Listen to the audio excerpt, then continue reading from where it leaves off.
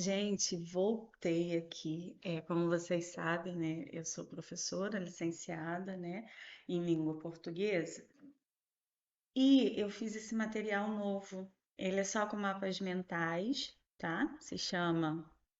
A câmera ficou bem em cima do nome. Deixa eu olhar pra cá. Se chama O Portuga, Estudos em Língua Portuguesa, Mapas Mentais.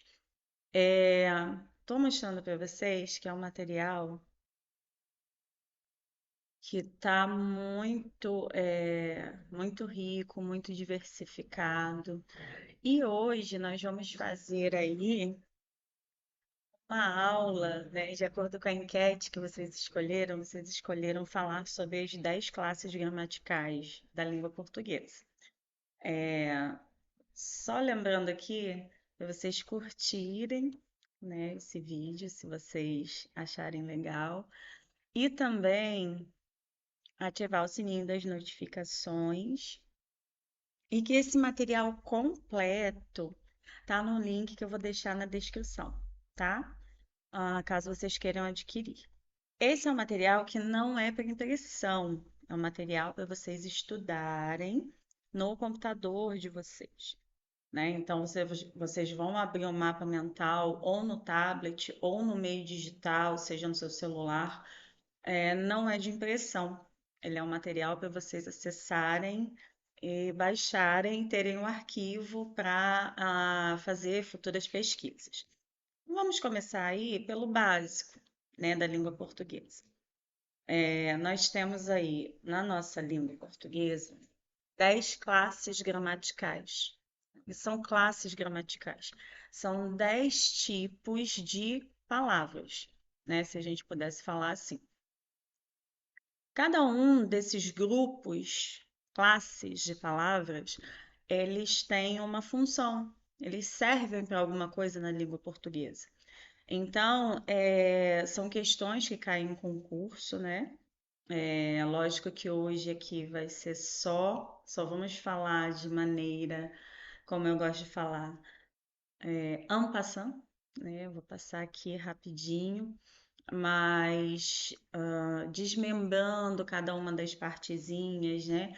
Vai estar no material O Portuga, né? Que vocês vão achar o link na descrição do meu canal. Então vamos lá.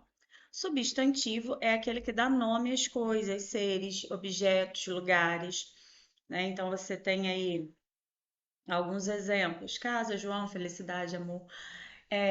Dentro desses substantivos, a gente tem as classificações desses substantivos. E é isso que a gente tem, né, dentro do material Portuga, entre outras coisas. A segunda classe gramatical que a gente colocou foi adjetivo, é aquele que traz qualidades ou características aos substantivos, né, de forma bem simples, para vocês compreenderem. Então, temos aí as características de bonito, inteligente, alto, rápido, feliz, pequeno, importante. É aquele que qualifica, né, o substantivo.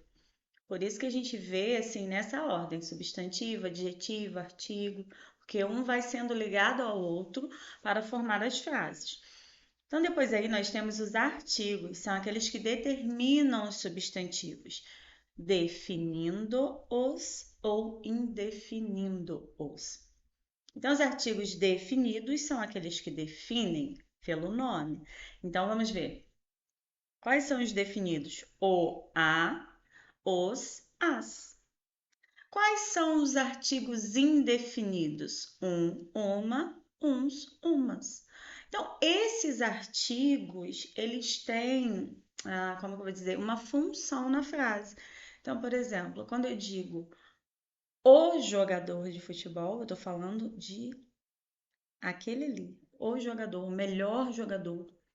Agora, quando eu digo um jogador, qualquer jogador de futebol, né? Então, assim, definir é como se eu falasse assim, é exatamente isso. E em definir, você vai ter um modo geral, um modo genérico de falar a respeito de alguma coisa. Dentro das 10 classes gramaticais, nós temos também os numerais, que atribuem ideia de número, quantidade, ordem ou proporção, né? Podem ser cardinais, ordinais, quantitativos, né? Existem vários tipos de numeral aí. Aqui nos exemplos nós temos 2, 10, primeiro, dobro, triplo, metade, mil e quinto. Mas tem outros, tem fracionários, né? Então tudo isso está no nosso material. Temos também os pronomes, né? Os pronomes são aquelas palavrinhas que substituem ou acompanham os nomes. Os nomes que são substantivos. Lembra lá que a gente viu? Substantivo nomeia seres, objetos, lugares, sentimentos, qualidades. É sobre isso.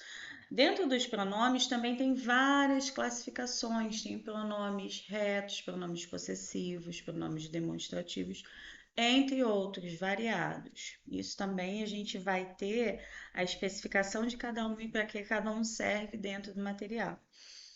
Temos aí os verbos também. Verbo é a palavra que expressa o quê? Ação, estado, fenômeno da natureza ou alguma coisa que aconteceu, né? Então vamos ver. São eles: correr, pular, estudar, dançar, cantar, sapatear, entre outros, muitos outros, né? Assim, o verbo, como que a gente faz para identificar o verbo? A gente tenta aplicá-lo numa frase flexionado. O que é isso? Por exemplo, cantar. Eu canto. Como que eu vou flexionar isso? Eu posso flexionar em número, em pessoa, né? Em tempo, por exemplo. Então, presente, passado, futuro. Legal. E temos eles também no plural, no singular. Como que fica o verbo cantar, né? Eu canto.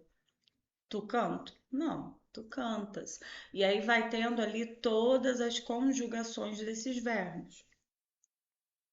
E ele pode também estar relacionado a um estado, que é uma forma, um modo de permanência, ou fenômeno da natureza. Choveu, relampejou, trovejou, entre muitos outros, né?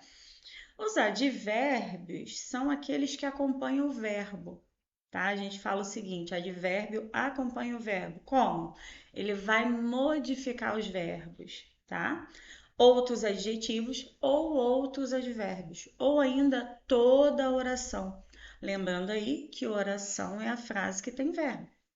Então, temos os exemplos aí de advérbios, e eles podem determinar tempo, espaço, entre outros. Olha, hoje, sempre, muito, bem, depressa, aqui, ali, agora, realmente, claramente. Esses são só alguns exemplos, né?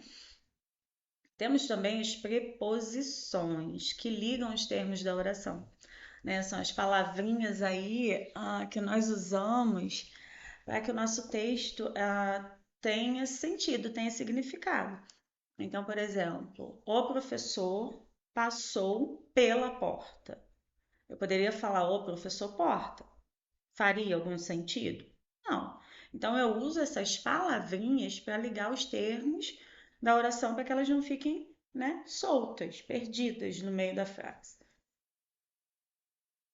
Enquanto a preposição liga os termos dentro da oração, a conjunção vai ligar as orações.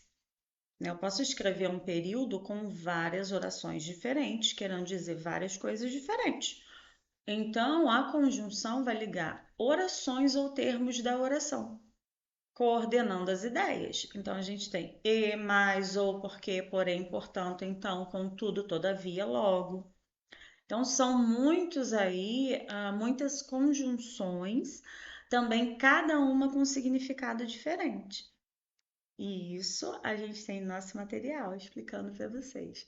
A última, mas não menos importante, é a interjeição. Então, ela é aquela que exprime sentimentos, emoções ou reações do falante.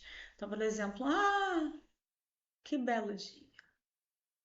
Oh, como está quente hoje. Então, são aquelas que geralmente a gente vê também em histórias em quadrinhos. A interjeição é a palavra que representa a fala, né? Como se fôssemos nós falando, dando as reações. Por que existe a língua portuguesa? A língua portuguesa representa o que nós falamos, né? E a interjeição, ela vai dar maior ênfase, né? Vai mostrar minha emoção no momento da escrita ou no momento em que alguma coisa aconteceu no meu texto.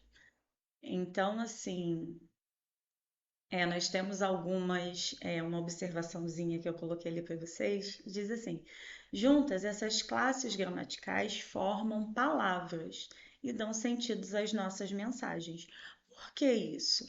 Porque existe uma ordem para que isso aconteça, né? Na hora que a gente vai organizar a nossa frasezinha, um termo liga ao outro, um termo vem no início, o outro vem no final. Então, tudo isso em língua portuguesa é importante. E qual é a principal função da língua portuguesa? A comunicação. Se a gente não escreve da maneira, né, como deveria, a gente não fez a comunicação. E aí a gente perdeu o objetivo da língua portuguesa, que é nos comunicarmos com os outros. Então, esse foi o vídeo de hoje. Daqui a pouco, outro. Esse foi o vídeo de hoje. Já já eu volto com mais vídeos. Tchau!